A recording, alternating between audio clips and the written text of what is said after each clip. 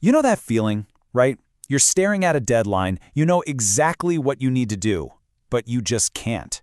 It feels like you're physically unable to start. And you probably beat yourself up, call it laziness, maybe burnout. But what if it's not either of those things? What if that feeling isn't some moral failing, but an actual biological problem? Yeah, this is the core idea we're diving into today.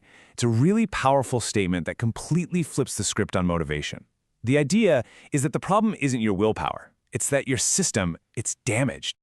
All right, let's just tackle this laziness myth head on. You know, that feeling of total apathy, where even simple tasks feel impossible?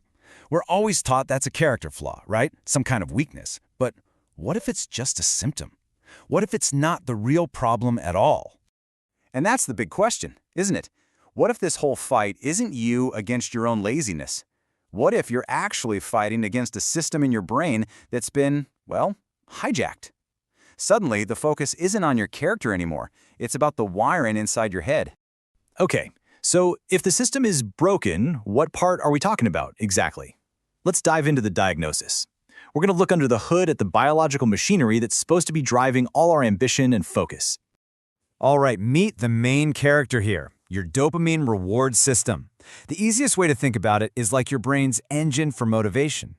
Anytime you accomplish something useful, from eating when you're hungry to finally finishing that big project, this system gives you a little hit of dopamine.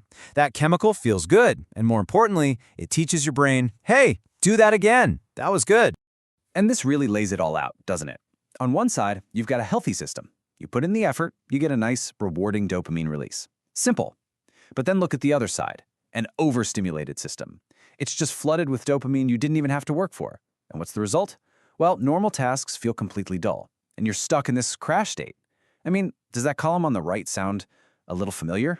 So what's causing all this? What's jamming up our motivational engine? Well, the culprit has a name, and it's absolutely central to this whole idea: cheap dopamine. So what is cheap dopamine? Honestly, the best way to think of it is like the junk food of motivation. It's that powerful, instant hit of pleasure that you get for doing, well, basically nothing. It's a shortcut that feels amazing right now, but man, it comes with a huge, long-term cost to your actual drive. And yeah, here are the usual suspects. I think we all know these. That endless scrolling on social media. Binge watching another episode that just auto-plays.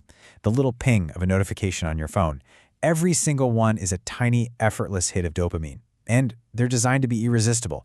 They're just flooding our brains in a way we were never, ever built to handle. To really get how powerful this stuff is, we need to look at a pretty famous and honestly kind of dark scientific experiment. It's a simple story, really.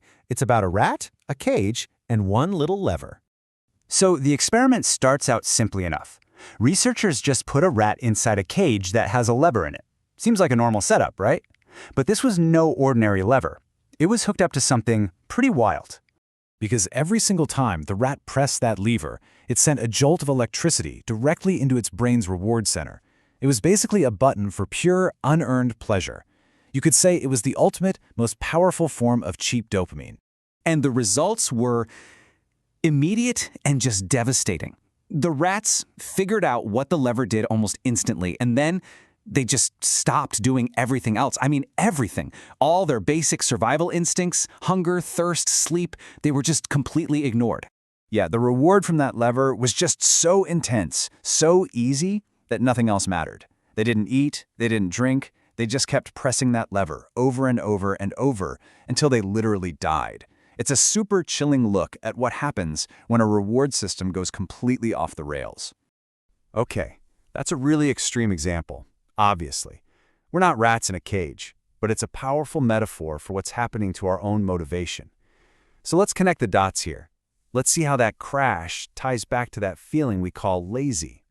And here it is, the final piece of the puzzle. That feeling of being completely, totally unmotivated, that's not the problem itself. It's the aftermath. It's basically a dopamine hangover from your brain binging on all that cheap stuff. Your whole system is just depleted, and your baseline for what feels rewarding has been cranked up to an impossible level.